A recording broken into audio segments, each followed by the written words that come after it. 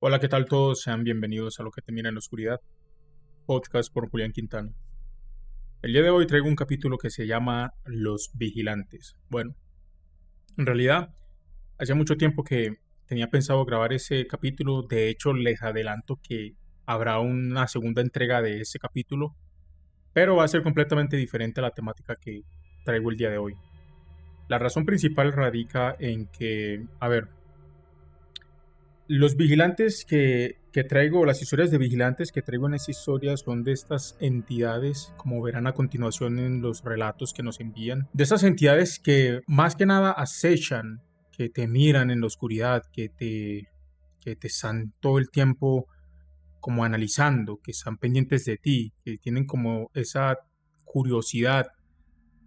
Y si bien algunas entidades tienden a manifestarte e incluso de manera física a llegar hasta el extremo de interactuar directamente con la masa, con nosotros, no deja de ser curioso el hecho de que, a diferencia de lo que estamos acostumbrados en las películas, en las historias tradicionales, las leyendas, los relatos, esas entidades están ahí como pendientes, nada más como observándote, como viéndote, analizándote todo el tiempo, y ya pasan a lo que es la acción, a lo que da vida a estas historias.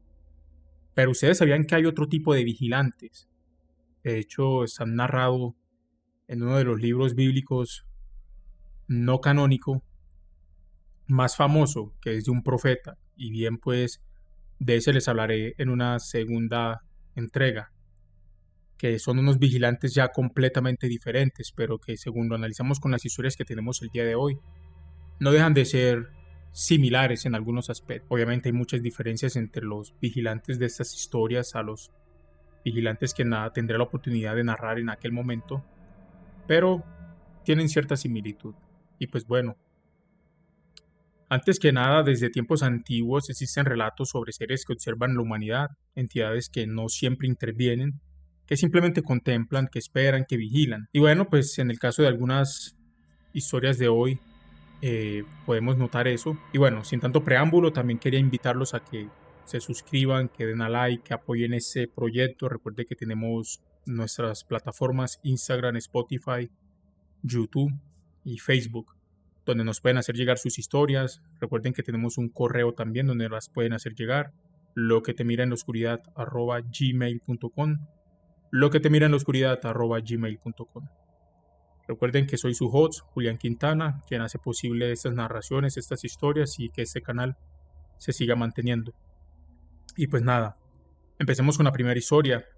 La persona que nos envía esta historia, si bien dice que esta historia no le sucedió directamente a él, sino que le sucedió a su abuelo. Y dice que su abuelo durante muchos años, siempre que llegaba la noche y se disponía a dormir, escuchaba algo que él mismo bautizó el silbido cuadrado. El nombre suena muy extraño, pero era la única forma que encontró el abuelo para describir este sonido. Según contaba, no parecía nada que hubiera escuchado antes. Era una especie de silbido o chillido extraño, bastante desagradable, y pues que hasta sol de hoy no lo pueden explicar, de difícil explicación. Lo más inquietante de todo esto es que este silbido que ellos escuchaban se movía alrededor de la casa. Bueno, ellos no, él, porque la historia es del abuelo. El abuelo decía que podía escucharlo rodeando lentamente la vivienda. El sonido, él decía que se acercaba poco a poco, y a medida que se acercaba, obviamente su frecuencia, su intensidad se iba aumentando. Y también decía que entraba incluso por la ventana de su habitación y que pues a la vez también se alejaba hasta que desaparecía en la distancia. Después de unos minutos se volvía a repetir eso mismo, ¿cierto? Era como una especie de rutina y se repetía una y otra vez, todas las noches. El abuelo, asustado por todo eso que le pasaba, él incluso despertaba a su esposa, a la abuela de la persona que nos envía la historia, para que también escuchara pues ese sonido, pero pues ella nunca escuchó ni oyó nada. Por esa razón, durante mucho tiempo la familia creyó pues que el abuelo estaba pues ya loquito, por así decirlo, que todo era producto de su imaginación Y pues al tratarse de que ya su estado avanzado de edad podría pues desencadenar que ese sonido fuera producto de lo que sería en ese caso alucinaciones. Menciona que tanto sus sobrinos como sus hijos y sus nietos pensaban pues que el abuelo siempre estuvo confundido. Sin embargo, con el tiempo ocurrió algo, y es que la mamá de la persona que nos manda la historia también empezó a escuchar el sonido.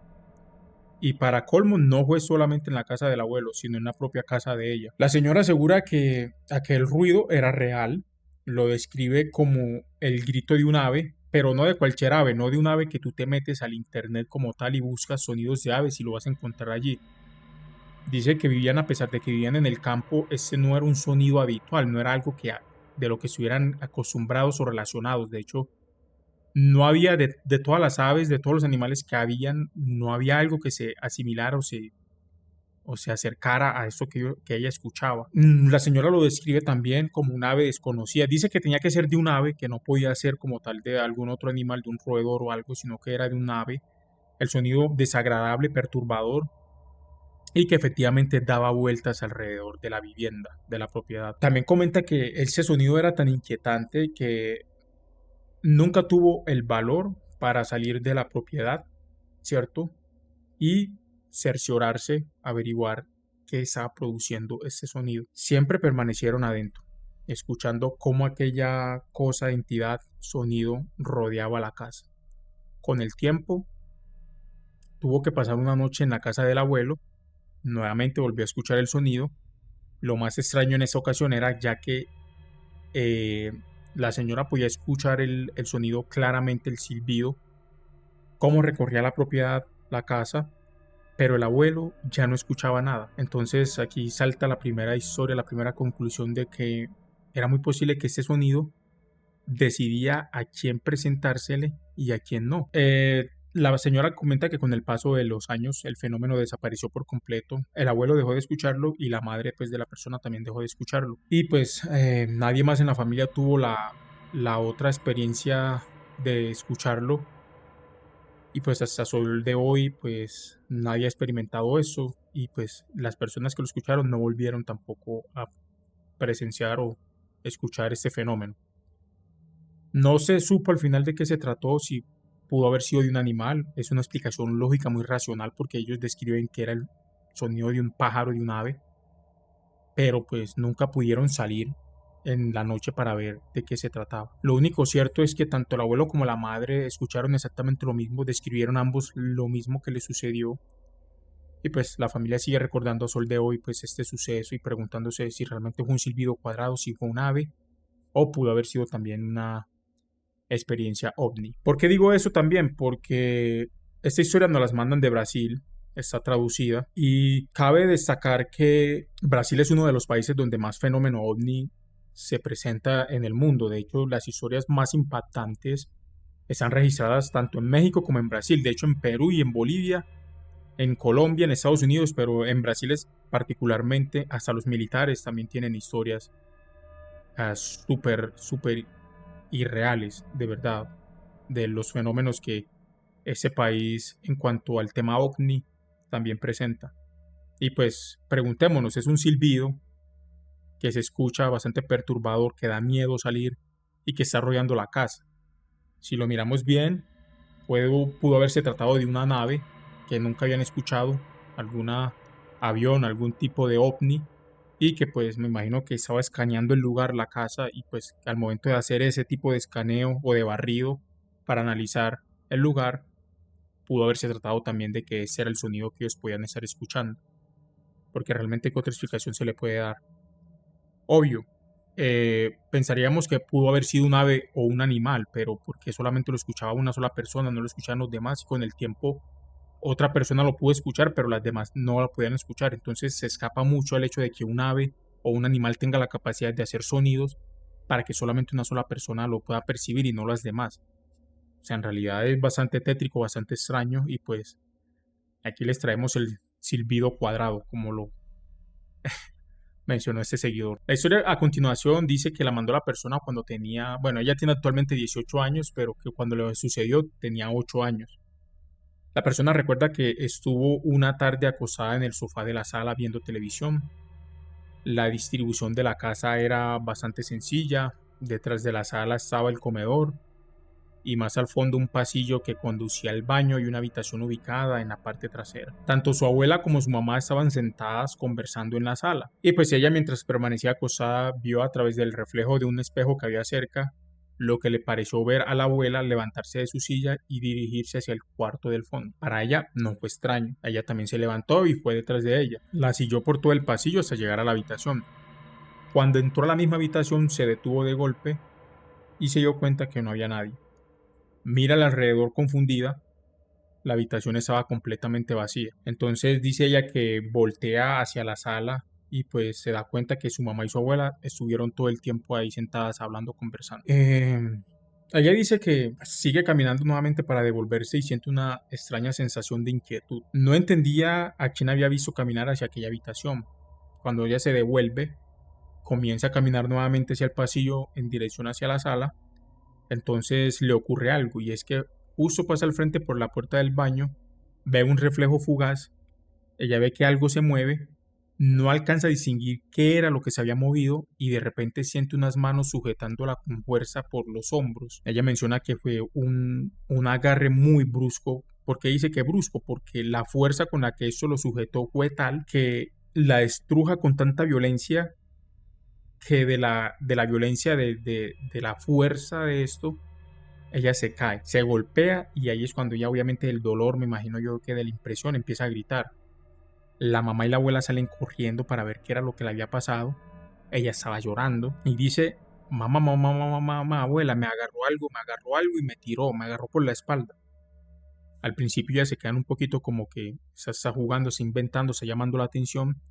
Se echan de hecho a reír para bajar la tensión de alguna manera, pero pues la ayudaron a levantarse y pues revisaron porque ella decía que la espalda que la habían agarrado muy fuerte y la habían tirado y pues la expresión de ambas personas, tanto de la abuela como de la madre, cambia por completo. En los hombros estaban marcados, tenía de hecho moretones, tenía los rojos que se ven cuando te agarran y lo inquietante para esas personas fue que cuando se dieron cuenta las manos estaban precisamente allí puestas, pero no eran las manos porque ella estaba pequeña, no podían ser las manos de ella.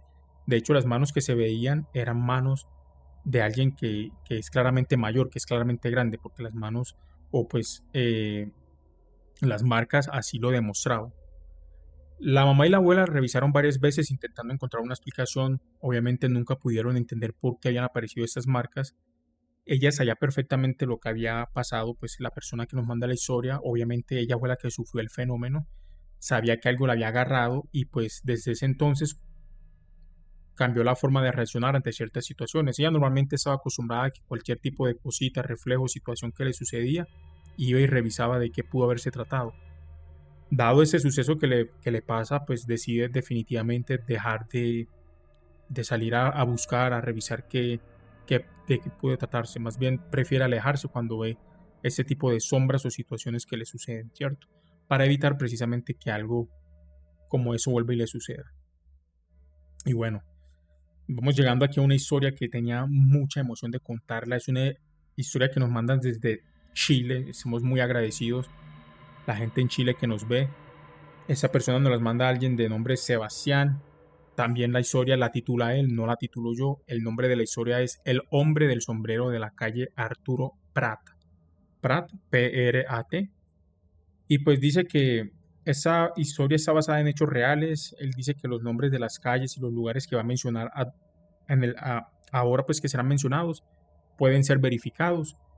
Y dice que en 2015 durante el invierno él vivía, me imagino que en la comuna del Rengo, en la sexta región de Chile. Era una de esas zonas, perdón, era una de esas noches específicamente frías. Él dice que era tan frío que incluso era normal ver que hubiese niebla y que esa niebla incluso en ocasiones era muy espesa. Incluso era casi que difícil ver a pocos metros hacia adelante o alrededor lo que sucedía, lo que pasaba. Así de frío es el lugar que esa persona menciona. Dice que hubo una noche en la que él se encontraba en la casa de un amigo. Pasaron muchas horas, él estaba conversando y como que compartiendo, desatrasándose de muchas cosas. Y él, sin darse cuenta, se percató de que el tiempo se pasó volando y que cuando revisaron la hora eran las 3 de la madrugada.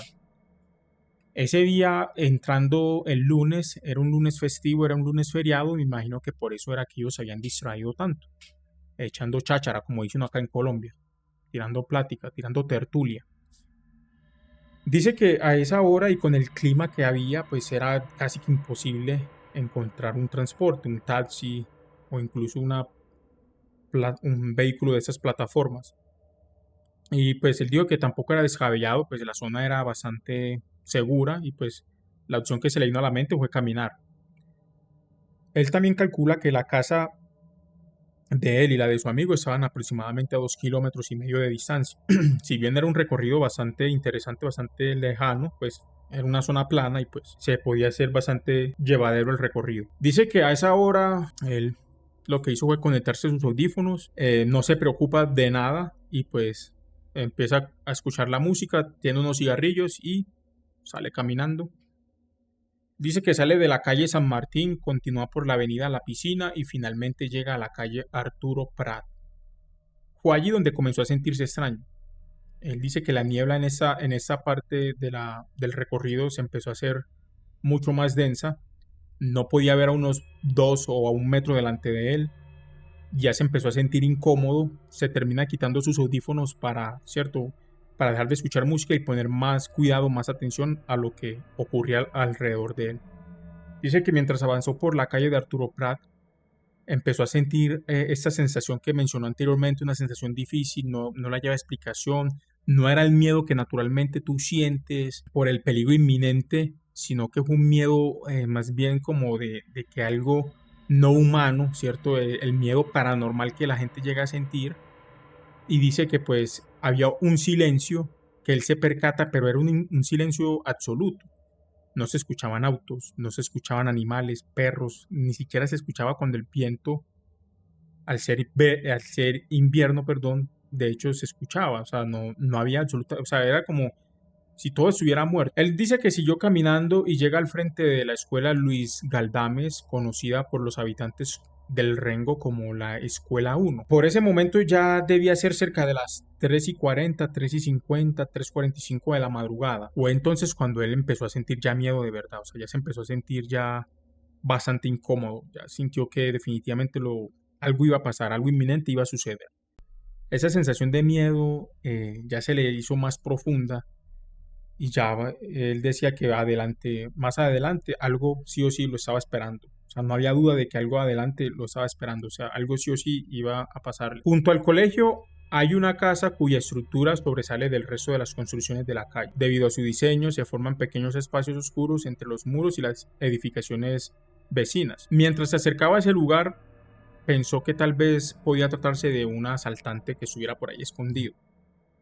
Pero cada paso que daba lo convencía de que aquello que él estaba seguro que le iba a suceder, con lo que se iba a encontrar, no era humano. Su sensación ya empezaba a ser distinta. Era como si una presencia llena de maldad, o sea, él podía sentir el mal de esto que había, podía sentir lo que estaba como que al cruzar, pues, al voltear la calle. ¿Qué pasa? Esto me hace recordar a los caballos. Los caballos saben que ellos pueden, cuando ellos en el camino presencian algo que no está bien, algo que no les llama la atención, el caballo, tanto el caballo como la mula, ellos se quedan quietos. No sé si la gente del campo puede afirmar eso, los que nos estén escuchando desde el campo, que hayan vivido en el campo y que tengan experiencias cercanas. De hecho, hay videos, yo he visto videos de donde la mula, el caballo, ve como que algo que está más adelante, que como que no logra como que cuadrarle bien, como que no logra reconocerlo muy bien, lo nota como algo peligroso y se planta, se queda quieta y realmente hacer mover a esa mula, a ese animal, va a ser muy complicado. También hay gente que dice que los caballos, los muertos, no me refiero a los espíritus, sino a la persona pues, pues muerta, pues que falleció, y que está metros más adelante, ellos lo pueden sentir y que también actúan de esta manera. O sea, un caballo puede detectar cuando alguien muerto está delante del camino y también por eso ellos evitan como caminar o andar. Eso es algo muy curioso, eso es algo que los animales son seres muy avanzados. No cree que realmente los únicos avanzados o inteligentes somos nosotros, pero estamos muy equivocados. Hemos subestimado durante mucho tiempo a los animales porque de alguna manera podemos ser superior o imponernos por delante de ellos, pero estamos muy equivocados. Los animales sienten y también pueden percibir ese tipo de cosas. No vayan a creer ustedes que no. Siendo con la historia, dice que para su desgracia, aquella noche tenía razón. Cuando pasó junto al espacio que dejaba la casa, porque recuerden que la casa tenía como el diseño, la manera en la que estaba construida la casa, habían espacios donde la luz chocaba y pues habían espacios que pues no se podía percibir muy bien, no se podía ver muy bien qué había ahí, habían como unos puntos muertos que se generaban y pues precisamente eso fue lo que pasó. Él dice que antes de mirar para cruzar, algo le dijo, algo en el fondo le dijo como que no mires. Y él por el rabillo del ojo alcanza a percibir una sombra, dio unos pasos más, quizá unos 3 o 4, y entonces obviamente al ver por el rabillo del ojo, por la visión periférica que uno dice, él dice como que siente la necesidad pues de voltear la cabeza. Y claro, el cuerpo como que le decía como que no, huevón, no mires, no lo hagas, pero su mente le decía otra cosa. Claro, el cerebro por naturaleza a uno lo tiene que, o sea, la función principal del cerebro es mantenerlo a uno con vida.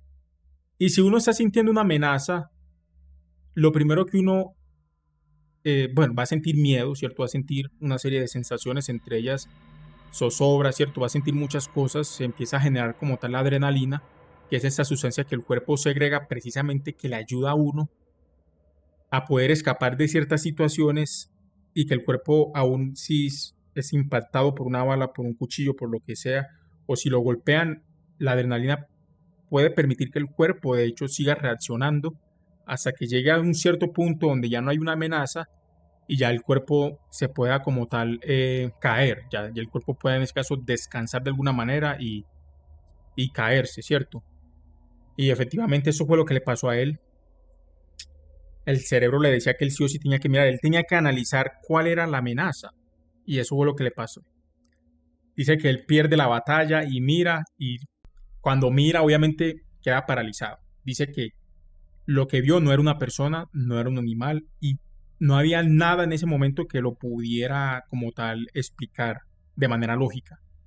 Dice que sobre la pared se proyectaba la silueta de una figura gigantesca. Dice que al menos unos 3 metros de altura. Parecía la figura de un hombre vestido con un abrigo muy largo o al menos con una túnica oscura. Él no podía distinguir las piernas, sus pies, porque estaba completamente oscuro y adicional a eso tengamos en cuenta la niebla que había, pero él sí sabía que pues él veía la figura, o sea, él veía la silueta era obvia y claro, él se asustó mucho porque vio algo de 3 metros aproximadamente.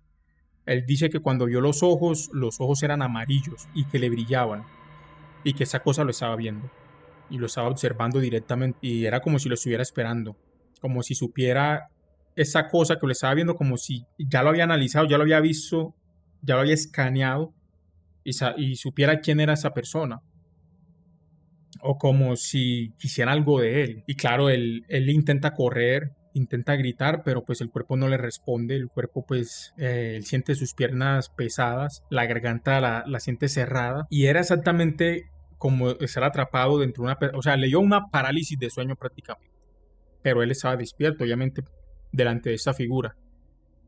Y después de unos momentos, de unos segundos, el cuerpo logra reaccionar y ahí es cuando empieza a correr. Y dice que él corre tan rápido que él empieza a gritar y que él obviamente no mira hacia atrás.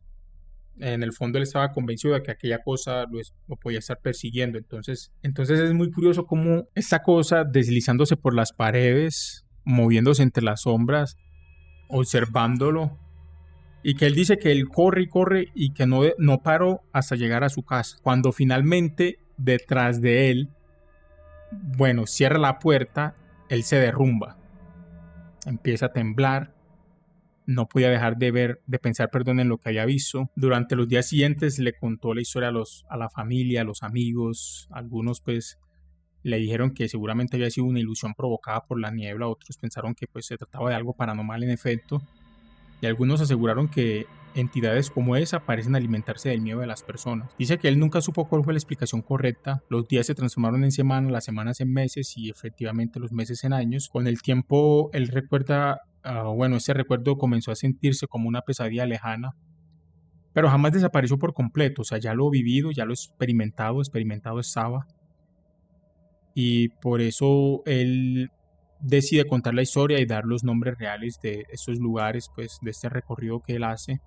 Y por eso él decide llamar a esa historia el hombre del sombrero de la calle Arturo Prat. Él recordó ya al final, con el tiempo, de tanto recordar la historia, de tanto que se le vino a la mente también de que esa silueta, esta cosa, con sus ojos amarillos también, la silueta daba la ilusión de lo que sería un hombre con sombrero. Que también hay muchas historias de hombres con sombreros. Pero miren qué curioso es el hecho de que, listo, digamos que no es una historia paranormal, puede ser alguien que de pronto lo quería asaltar o lo quería hacer algo, ¿cierto? Pero pongámonos a pensar, ¿qué persona se va a poner a asaltar a otro y va a tener un traje particularmente así como ese? Normalmente la gente cuando es atracadora, a los ladrones muchas veces no les importa incluso ser vistos, porque ellos van a lo que ellos van. Y tenemos la idea en la mente de que los ladrones muchas veces tienen ese pasamontañas que cubre la cara solamente y están vestidos normal, de pantalón, ¿cierto? De buzo, de camisa, ¿cierto? Y miren que esa silueta que se le presenta, los ojos le brillaban, tenía como tal su gabardina o bueno, su traje y su sombrero. Si alguien le iba a hacer algo a uno o lo iba a ahuyentar o a robar o asesinar o lo que sea, pues qué necesidad tenía de vestirse de esa manera. Adicionalmente, vean que el cerebro y el cuerpo de uno actúa de una manera, o sea, el cerebro, el cuerpo de uno es una máquina. Y lo que yo les había mencionado anteriormente antes de comentarle esa parte de la historia, y es que efectivamente hay un momento en el que, bueno, tengo yo entendido que lo primero que hace el cerebro ante una situación como estas, esa sensación de parálisis que él tiene es porque básicamente el cerebro, lo primero que es obvio para él y que es algo muy instintivo, primitivo, es hacerse el muerto. Es como si fuéramos las zarigüeyas, que las zarigüeyas se hacen las muertas precisamente para que, obviamente, el depredador, al ver que ya está muerta, pues evite como tal hacerle más daño y esperar a la más mínima señal para reaccionar y escapar. A nosotros tenemos un mecanismo similar.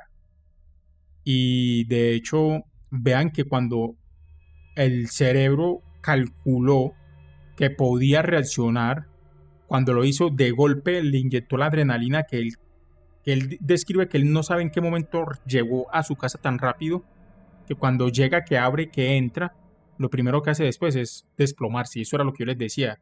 Cuando están fuera de peligro, cuando el cerebro detecta, sabe que ya está fuera de peligro, que que nada le va a pasar, que el depredador ya uno huyó de él y que estás en una zona segura, quita como tal esa inyección de adrenalina, esa sensación de persecución, de supervivencia, inmediatamente uno, ¿qué es lo que hace después? Desplomarse, ¿cierto? Y bueno, esa es la historia que les traía del hombre del sombrero de la calle Arturo Prat. De pronto, si se animan y cuentan más historias de hombres de sombreros, de estos hombres de negro que también son como que muy populares, hay muchas historias alrededor, hay muchas teorías de hecho sobre estos personajes, sobre estas historias y pues bueno, sería muy bueno escucharlas y narrarlas aquí. Los que tengan ese tipo de historias, anímense, lo que te mira en la oscuridad @gmail.com. Y bueno, la siguiente historia que quería compartir es una de las experiencias más extrañas que un seguidor nos envía. Dice que cuando él era niño sufría de muchas pesadillas recurrentes. Durante años para él dormir era complicado. Y dice que incluso hoy por hoy también es normal verlo con ojeras, porque también sigue teniendo malos sueños. Cuando él era pequeño, alrededor de los 8 o 9 años, empezó también a experimentar sueños lúcidos. A pesar de su edad, él era consciente de que estaba soñando y que en ocasiones él podía controlar lo que ocurría dentro del sueño. Al principio parecía algo interesante, pero poco después comenzaron las parálisis del sueño y ahí fue cuando todo se volvió aterrador. Durante esas experiencias sentía que vivía su propia muerte una y otra vez. Soñaba que lo perseguían, que lo torturaban, que que intentaban hacerle daño. Cada episodio era más intenso que el anterior. Con el paso de los años, su vida personal también atravesó momentos difíciles. Hubo situaciones que lo afectaron profundamente y en más de una ocasión llegó a sentir que no tenía fuerzas para seguir adelante. Sin embargo, algo cambió dentro de él. Él comenzó a perderle miedo como a esas cosas o a muchas de las cosas que le sucedían en sus sueños. Y él dice que no es porque él como tal fuera valiente, sino porque se acostumbró a enfrentar situaciones difíciles. Dice que empezó a enfrentar situaciones difíciles poco a poco, descubrió que la adrenalina de superar ciertos obstáculos lo hacía sentir vivo nuevamente. Siempre había una meta que alcanzar, un nuevo desafío pues al cual él se pudiese enfrentar. Entonces dice que le pasó algo que él jamás olvidará. Dice que tenía aproximadamente unos 14 años y sufrió en esa ocasión una parálisis del sueño, completamente diferente a las que él estaba acostumbrado. Dice que antes de que esa parálisis le empezara, él sentía claramente que algo se estaba acercando a él. Dice que era una figura oscura. Aquí hace una comparación a la figura pues que tenemos de Harry Potter y los Dementores. Dice que cuando aquella cosa se aproximó, la parálisis comenzó. Dice que de pronto se encontró nuevamente dentro de aquellas pesadillas, un hombre armado con un cuchillo corría detrás de él. Él huía desesperadamente. Era exactamente el tipo de sueño que lo había aterrorizado durante años, pero en esa ocasión algo era muy diferente. Dice que mientras corría se dio cuenta de que no sentía miedo, sentía adrenalina, y pues que eso por alguna extraña razón le gustaba. Esa persona, ese hombre del sueño lo seguía persiguiendo y pues aquella sensación de terror que antes lo paralizaba ya no existía. Entonces el hombre lo alcanzó, comenzó a apuñalarlo de una y otra vez, pero incluso así él no sentía miedo. Seguía sintiendo la misma adrenalina que siempre sintió. Dice que incluso después de esa escena llegó una de tortura y pues en ese momento pensó algo muy simple. Dijo que esto es aburrido. Él dice que él se levanta, se pone de pie y pues que el hombre intentó como detenerlo, pero dice que lo apartó de un empujón y siguió caminando. Entonces dice que fue ahí cuando él se despertó, o al menos parcialmente. Él abre los ojos, él está en su habitación, no podía moverse, dice que la parálisis del sueño continuaba, pero después de todo lo que él acaba de experimentar, algo dentro de él lo encontró en una situación bastante absurda, bastante extraña.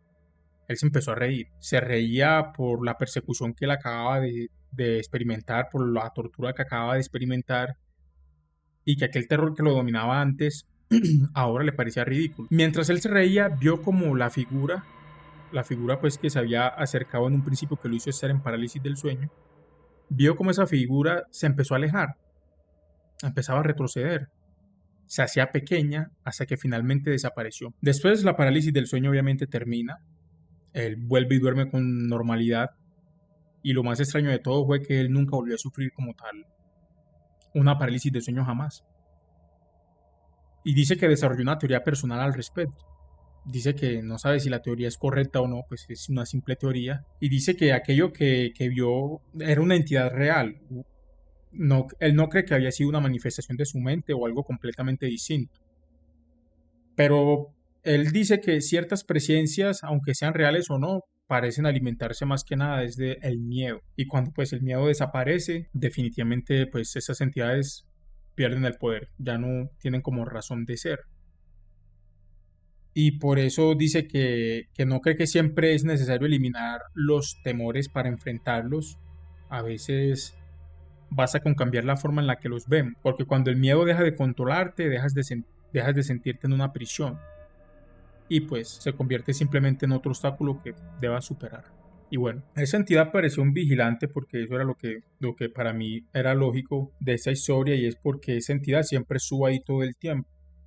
Siempre lo acechaba, siempre lo miraba y lo hacía entrar en esas parálisis o en esos sueños horribles que precisamente en el autor de la historia desencadenaba en un miedo tan profundo que ese miedo era lo que hacía que al fin y al cabo esa entidad siempre se manifestara y siempre se alimentara. Pero cuando esa persona dejó no de sentir miedo, sino de enfrentarlo de alguna manera, ya esa entidad o ese vigilante dejó de sentir como tal ese poder sobre él y simplemente desapareció. Más allá de ser una historia de superación, porque no creo que sea una historia de superación, más bien creo que es una historia bastante tétrica, bastante miedosa. Y es el hecho de que estas entidades muchas veces están precisamente allí, esperando para alimentarse de tu miedo, de tu terror. Y pues eso es lo que básicamente pasa, eso es lo que básicamente sucede. Y fue lo que le sucedió a esa persona. Ya estamos a la mitad de las historias. Esta historia dice que la manda la persona cuando él menciona que tiene entre 5 y 6 años, dice que jamás pudo olvidar lo que le pasó. Realmente también a veces me cuestiono si uno a los 5 o 6 años, bueno, yo a los 5 o 6 años sí tengo recuerdos, no lo voy a negar, pero no son recuerdos así muy del todo que uno pueda, como yo digamos que el verano pasado, que estuve visitando por ejemplo Pereira y tengo obviamente muy claro lo que sucedió, que obviamente ya soy grande, ya mi memoria, cierto, ya está más trabajada. Yo sí tengo recuerdos, por ejemplo, cuando yo estaba pequeño, cuando los combates, yo sí recuerdo que habían muchos combates en esa zona donde yo vivía. También recuerdo los paramilitares, la guerrilla. Pero en ese entonces yo obviamente no sabía qué era paramilitar, qué era guerrilla, qué era ejército. Para mí todos eran soldados, porque en ese entonces todos ellos utilizaban para el 2003, 2004, utilizaban un camuflado, que de hecho ese camuflado también lo utilizaba el ejército estadounidense, que era el famoso camuflado Woodland, que era el de los patrones de manchas. Y pues ese camuflado, pues de hecho el ejército después terminó cambiándolo porque pues como era el que usaban ellos, pero a la misma vez los paramilitares, y los paramilitares ya sabemos la historia de todas las atrocidades que hicieron, obviamente sin dejar de lado las que cometió la guerrilla de las FARC, porque también fueron atrocidades muy tremendas, muy absurdas y que condenables completamente, son terroristas, no son para nada buenos, eso toca dejarlo claro porque no quiero tampoco que me tachen de que, no, es que porque le tiró a los paramilitares y es guerrillero, no. Como decía que estando yo de 5 o 6 años, yo sí recuerdo los combates, los helicópteros volando, el ejército cuando pasaba disparando. Pero yo decir así que 6, 8 horas de combate, ¿qué fue lo que pasó en las 6, 8 horas de combate? Eso es falso, eso es absurdo, pues yo no tengo esos pensamientos así tan claros realmente. También recuerdo cosas de cuando yo estaba en el colegio, pero incluso yo trato a veces de acordarme de las personas con las que yo fui al colegio y a veces se me dificulta incluso como reconocer las caras. Sí tengo obviamente la cara de algunos profesores, sí las tengo muy claras, obvio, no lo voy a negar, y de algunos compañeros, pero a medida que yo fui creciendo. Pero cuando estaba más pequeño realmente sí se me dificulta un poquito como ciertas cosas. Entonces esa persona dice que a los 5 o 6 años vi una historia que jamás puedo olvidar. Para mí fue algo demasiado fuerte, porque para usted 5 o 6 años y acordarse de lo que le pasó y tuvo que haber sido algo que es realmente un trauma. Dice que durante un viaje familiar al campo, a las montañas, dice que ese lugar estaba muy alejado de la ciudad, que básicamente era monte, cerros y monte. Dice que se quedaron en ese lugar durante 3 días. La primera noche todo pareció normal. Sin embargo, cerca de la medianoche dice que se despierta con ganas de ir al baño. El problema era que, pues, como al ser una zona rural, como muchos saben, de hecho eso pasa aquí también en Colombia, al ser una zona rural, pues el baño queda fuera de la casa. Muchos han visto ese meme de cuando te vas a ir a visitar a tu abuelo al campo, pero el baño queda afuera. Bueno, esto me parece que es similar a ese meme del que tanto se ve hoy en día en las redes sociales. Dice que pues el problema era que el baño estaba fuera de la casa a varios metros de distancia y que pues aunque él tenía miedo, pues él tenía que ir al baño, pues estaba, no sé, si era perdiendo la batalla o pues tenía ganas de orinarse. Dice que en un principio él llegó sin problemas, él entra, todo le parecía tranquilo. Cuando él termina y sale nuevamente al exterior, dice que escucha algo extraño. Dice que él escucha unos rasguños, como si unas garras estuvieran obviamente en la corteza de un árbol, de un palo, lo estuviera pues, ¿cierto?, arañando. Dice que pues obviamente su pensamiento normal era pues el de un animal. Pudo haber sido un zorro o algo parecido, ¿cierto? Dice que él recuerda que su mamá le había advertido que si él escuchaba ruidos extraños en el monte, que regresara inmediatamente a la casa. Dice que le ocurrió algo muy raro. Más allá de la sensación difícil de explicar que siempre le ocurre a la gente en este tipo de historias, él dice que algo le estaba diciendo que se quedara. Dice que no era una voz, sino que más bien alguna necesidad, unas ganas imperantes de, hey, quédate, quédate, quédate, quédate, quédate. Y él obviamente en su curiosidad, imposible de ignorar, se queda fijamente mirando a la oscuridad y junto a los árboles él dice que había un río y que precisamente para evitar accidentes el lugar estaba protegido por alambre de púa que pues impedían, no impedían, tú te podías acercar, pero pasar allá impidía pues implicaba, perdón, un esfuerzo para tú ya irte al borde del cerro y a la vez pues llegar al río. Dice que la mamá obviamente tenía prohibido cruzar esos alambrados, pero que él sentía mucho deseo de acercarse. Empezó a caminar de un pasito, otro pasito, y que cuando se dio cuenta ya estaba ahí en la alambrada, ya estaba ahí en el cerco. Dice que él recuerda que al tocar el alambrada, ¿cierto? El alambre, sintió algo extraño, más allá de que estuviera rompiendo una regla, ¿cierto? Muy importante que era no te acerques a la alambrada. Él en el fondo sentía que él no debía estar allí. Entonces él empieza a dudar y empieza pues obviamente que tengo que regresar a la casa. Él dice que él piensa que vamos, regresémonos corriendo, pero entonces él vuelve a escuchar los rasguños, ¿cierto? Él levanta la vista y ve algo. Dice que ve lo que parece ser una figura humana y no humana al mismo tiempo. Él lo describe de esa manera. Lo que él ve estaba completamente desnudo, estaba cubierto completamente de pelo oscuro. Si bien esta cosa tenía una silueta, una forma de persona, la cabeza era como la de un marrano, como la de un cerdo, como la de un chancho. Dice que su hocico era alargado y detrás caía una especie de cabello negro muy desordenado obviamente. Sintió un terror tan intenso que no pudo moverse. Sus piernas estaban temblando y él empezó a llorar. Obviamente intenta gritar, no puede. Y ahí es cuando su corazón se acelera, el ritmo cardíaco se le aceleró. Aquí recuerden lo que les mencioné del cerebro. El cerebro inmediatamente empezó como que, uy, pues madre, nos van a quebrar, nos van a matar. Inmediatamente hay que sacar a ese huevón de aquí.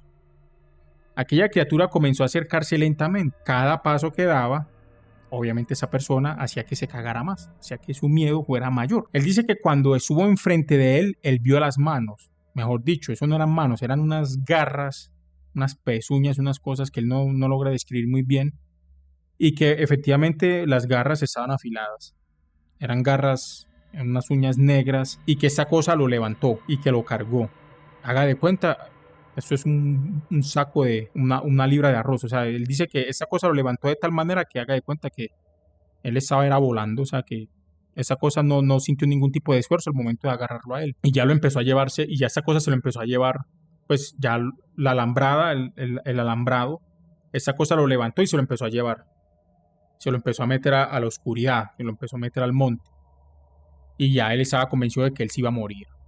Y en un momento, o sea, algo sucedió que el perro que había en la casa se despierta y empezó a ladrar. Y él dice que el perro ladraba muy fuerte y fue tal el grito, ¿cierto? El ladrido del perro, que el perro incluso corre hasta donde está ese monstruo que se lo estaba cargando a él y lo ataca. Él dice que él puede ver cómo el perro muerde esa cosa varias veces y que obviamente ante la acción del perro, ese monstruo, ese aparato, hace un chillido, pues grita. Pero él dice que fue un chillido, no fue algo como tal como un grito, sino como un chillido. Como en la escena del Depredador. Bueno, los que siguieron Depredador, obviamente, la primera, la de Schwarzenegger, la mejor de todas. Cuando el Depredador precisamente no es que grite, sino que emite un chillido, él dice que fue algo similar. Y que él trata de describirlo, a ver, él dice que básicamente es como que cuando un gato y un marrano, o sea, un cerdo, están gritando ambos al mismo tiempo. Y él dice que ese sonido él no se lo ha podido... O sea, imagínense el trauma de eso, que él ni siquiera... Él tiene ese sonido nítido en su mente. No logra describir exactamente cómo es. Pero imagínense, o sea... Fue tal el chillido de esta cosa, de ese aparato, que el abuelo sale corriendo de la casa al escuchar pues obviamente los ladridos tanto del perro como el chillido del animal, del aparato. Y claro, el abuelo lo ve, ya él está al otro lado de los alambres. Y inmediatamente el abuelo en pura y fue madre sale corriendo. Y atrás del abuelo obviamente sale más gente. Sale el papá, la mamá, los hermanos, la abuela. Y obviamente cuando él describe que todas las personas cuando salen de la casa tienen una expresión de terror, de miedo brutal. Cuando él mira nuevamente dónde estaba la criatura, ya la criatura del aparato no estaba por ninguna parte. Haga de cuenta, ese aparato nunca estuvo ahí. Pero dice que en el rostro, en la cara de él, habían como dos marcas profundas, dos arañazos, dos machetazos profundos en la cara. Y él dice que pues esas heridas que él tenía no sangraban, pero que efectivamente eran unos arañazos. Él jamás recordó que aquella criatura le hubiese tocado la cara. Él sí recuerda que la criatura lo cargó como un bulto de papas, como un saco de papas y se lo lleva, pero que nunca pues como tal lo araña, lo maltrata, no, simplemente se lo lleva. Dice que el abuelo lo tomó en los brazos y lo llevó rápidamente para la casa. El abuelo saca un líquido que guardaba entre las cosas. La abuela toma ese líquido y se lo empieza a aplicar sobre las heridas. Él recuerda que pues cuando le empezaron a aplicar ese líquido, eso ardía muchísimo y que era un dolor insoportable. Esa misma noche, la misma abuela dice que eso no era un animal, que según las palabras pues de la abuela pudo tratarse de alguna bruja, un náhuatl o algo parecido. Estaba convencida pues obviamente que lo que le había pasado a ese muchachito no era humano, y que con el paso de los años las marcas fueron disminuyendo, fueron desapareciendo. Pero pues obviamente quedó cicatrizado, pues quedaron las cicatrices. Y pues también aparecieron señales extrañas en todas las partes del cuerpo. En muchas partes del cuerpo le empezaron a aparecer figuras, cosas.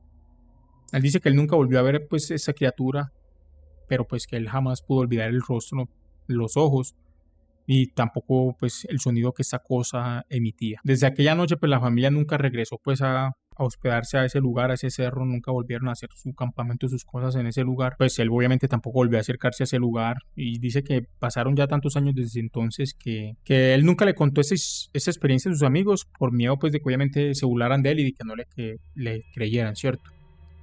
Pero él dice que él todavía sueña y se acuerda perfectamente de la cara de aquel ser, de aquel aparato, de aquel monstruo que sinceramente él dice que él no sabe qué hubiese sucedido si el perro no se hubiese despertado y hubiese empezado pues a ladrar. Él dice que hubiese sido un NN más, un desaparecido más, porque pues el perro literal lo salvó. Y como siempre, pues, como en esta historia, pues nos damos cuenta que el perro definitivamente, después del caballo, quizá puede ser el mejor amigo del hombre. Porque el caballo, pues, ha peleado hasta guerras con nosotros. No digo que el perro no, pero pues, el caballo tiene un buen lugar en nuestro imaginario de ser un gran amigo. Y aquí es donde yo digo que lo curioso es que esta idea no es nueva. En distintas culturas aparecen relatos de presencias que observan desde las sombras, que son seres que parecen estar ahí desde que incluso antes de que nosotros llegáramos, como si fueran testigos silenciosos de nuestras vidas. ¿Por qué digo eso? Porque mira que ese aparato como que no era la primera vez que hacía eso, o sea, realmente habría que indagar si más personas de las que en algún momento estuvieron en ese lugar efectivamente experimentaron algo similar. Incluso ese aparato que le sale a la persona en la historia anterior, la de la calle Prat, también es como que siempre están ahí. Esa sombra siempre, o sea, es algo que siempre está ahí. No es algo nuevo, siempre está ahí. O sea, no es que a uno o a varias personas le pasen, sino que es que siempre es lo mismo. O sea, no cambia. O sea, no es como que te aparece ese aparato hoy y ya después aparece otro en el mismo lugar. No, es como que se adueñan, se apropian precisamente de esos lugares y por eso es que yo los llamo los vigilantes, porque pues un vigilante usted lo ve todo el tiempo en el lugar donde él tiene que hacer centinela y siempre está ahí, siempre permanece ahí. Es lo mismo con esas entidades. Y bueno, vean que en esa historia pues ese muchachito la libró bastante bien, no lo voy a negar, la verdad es que libró bastante bien ese momento porque no es la primera vez pues que tampoco escucho historias donde las brujas se llevan a las personas en realidad, o sea, es bastante miedoso, la verdad. Eso sí me daría mucho miedo uno tener un hijo que todo es que por no bautizarlo iba al campo y entonces ya llegan las bolas de fuego, las brujas, y cuando se menos cree, el niño está fuera de la cama o está fuera en el patio. Uy, no, qué miedo. Esta historia dice a la persona que le pasó de verdad. Todo comenzó por algo tan simple como el aburrimiento. Dice que era una tarde cualquiera. Estaba con dos de sus mejores amigos sentados en los mismos bancos de siempre, haciendo lo que hacían casi que todos los días, absolutamente nada. Como dice uno acá en Antioquia, chimbiando la vida. Recuerdo que el día anterior estaban hablando sobre cambiar de rutina, por hacer algo diferente, como cambiar las conversaciones, ¿cierto? Hablar no siempre de lo mismo, sino de otras cosas. Dice que él recordó un video que había visto en internet sobre una aplicación llamada Randonáutica. Ojo al nombre de la aplicación, Randonáutica. Según decían, la aplicación generaba coordenadas aleatorias y te llevaba a lugares extraños o inesperados. La idea le pareció interesante. El hombre se descarga la aplicación y pues él dice que la intención de él era probarla al día siguiente con los amigos. Obviamente los amigos, o bueno, las cosas no salieron como él se lo esperaba. Habían quedado a las 8 y cuarto de la noche, o sea, a las 8:15 de verse. Obviamente él aparece, los amigos no aparecían, él envía mensajes, llamadas, nadie responde.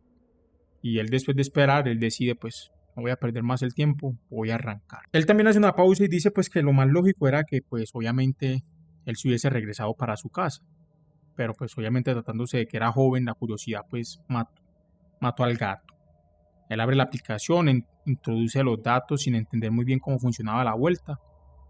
Segundos después aparece una ubicación y él dice que estaba a unos 5 kilómetros de donde él se encontraba. Como él tenía moto, pues obviamente arrancó.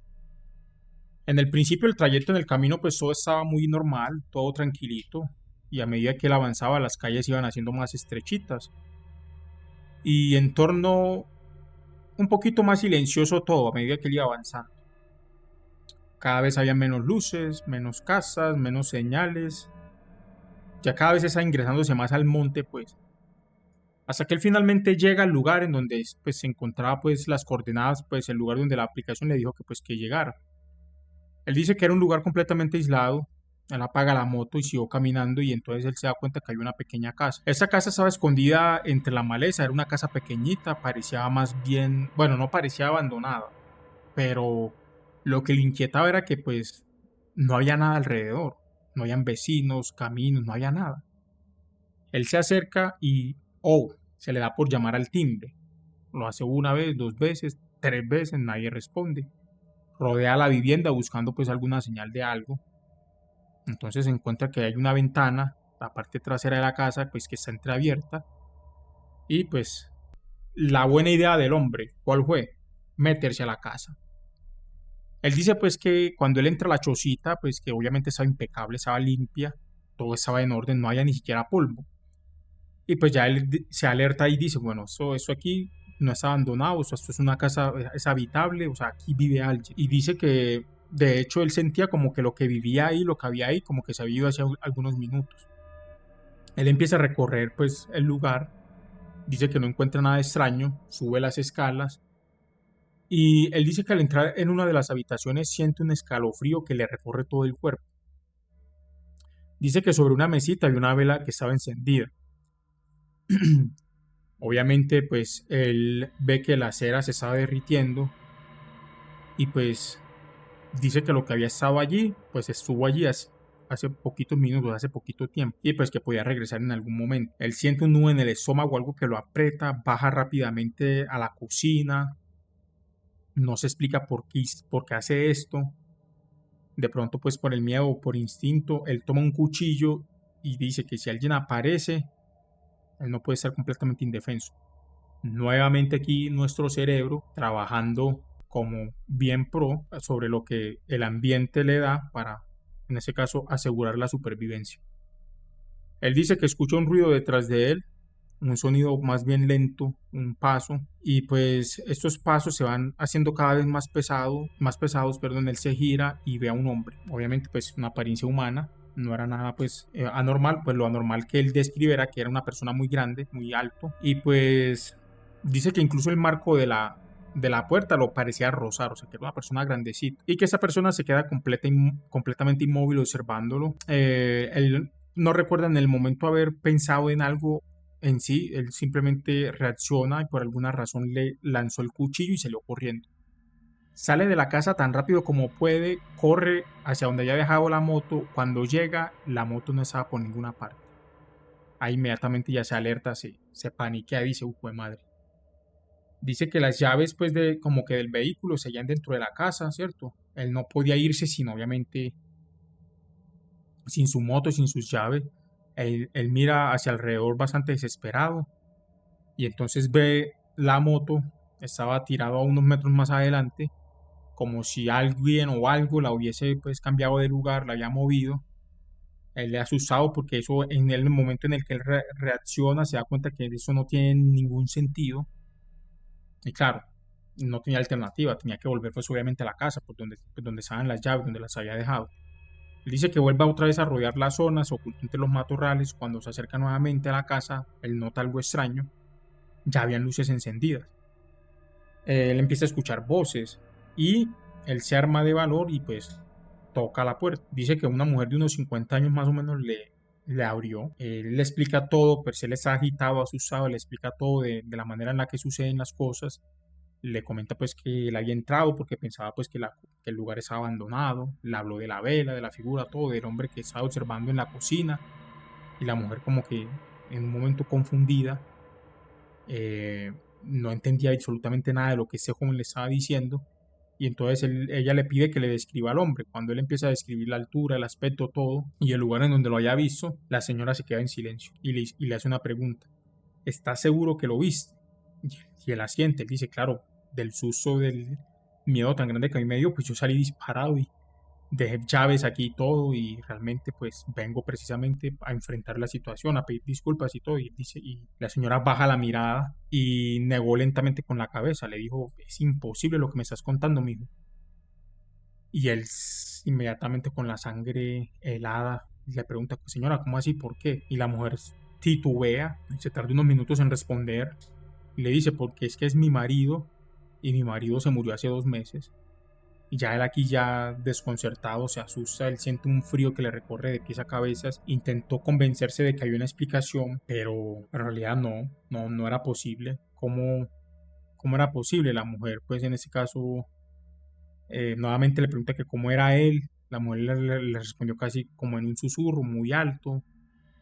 Él dice que no recuerda mucho de lo que ocurrió después, que lo, lo que pasa es que él dice que recogió sus llaves, se fue de allí como pudo lo más antes posible, agarra su moto, su casco y agarra su travesía de vuelta a su casa. En una de las ventanas, cuando él se iba alejando, se le da por mirar hacia atrás, él ve que en una de las ventanas hay una figura quieta e inmóvil observándolo. Efectivamente era la persona con la que él se había encontrado directamente. Y dice que lo que a él más lo inquieta es porque esta cosa se le empezó a aparecer en los sueños y pues lo observaba desde los lejos, calladito, en silencio. Aunque nunca más lo volvió a ver pues en la vida real, nunca más volvió a toparse con ese tipo de situaciones. Él a veces se pregunta si eso que le pasó realmente fue verdad o si realmente fue todo producto de su imaginación debido a que entró sin permiso en una propiedad y pues efectivamente la adrenalina, el susto del momento lo hizo pues tener esta alucinación. Y obviamente después de que él se va, seguía todavía asustado, confundido, y más con lo que la mujer le comenta, y para cómo voltea a mirar nuevamente a la casa y ve que en una de las ventanas, pues se encuentra esa persona vigilándolo. Y también obviamente en sus sueños, recuerden que varias veces tuvo las apariciones. Bueno, mientras preparaba ese episodio, encontré algo que me llamó profundamente la atención. Y es que realmente un antiguo texto conocido como el libro de Enoch habla de unos seres llamados precisamente los vigilantes, entidades cuyo propósito, era observar la humanidad, seres que han alimentado una serie de teorías y leyendas durante muchos siglos. Y después de escuchar esas historias, la pregunta es inevitable. ¿Estamos hablando de simples coincidencias o existe algo más detrás de esos relatos? Quizás sea una pregunta que responderemos en un próximo episodio. Y hemos llegado hasta el final de este episodio. Quiero agradecerles de antemano muchísimas gracias por quedarse hasta el final, por escucharlo, por apoyar nuestro contenido, por darle a like, suscribirse, comentar, por mandar sus historias. Realmente esas historias son sus historias. Yo aquí no me estoy inventando nada, yo aquí no estoy autogenerando ningún tipo de historias, esas historias son completamente suyas. Y nada, pues como les mencioné en un principio, ese próximo Vigilantes 2.0, efectivamente vamos a hablar un poquito del libro de Enoch a profundidad, porque pues he escuchado muchos otros podcasts donde hablan de él, pero como que lo hablan muy por encimita y dicen cosas muy breves. Yo sí quisiera, como me gusta a mí traer versículos de la Biblia y exponerlos y decir lo que pienso al respecto, si quisiera como tal traer algunos capitulitos, versículos. Esto es un libro apócrifo obviamente como entenderán es un libro que no está como tal realmente permitido por la iglesia, sino que está excluido por así decirlo, pero no quiere decir que no sea un libro oficial, sino que por ciertas razones deciden como tal excluir. Y bueno, nada, recuerden que este es su host, Julián Quintana. Recuerden seguirnos en Instagram, Lo que te mira en la oscuridad, en Facebook, en Spotify, en YouTube, apoyar este proyecto y nada. Eso fue Lo que te mira en la oscuridad. Buenas noches.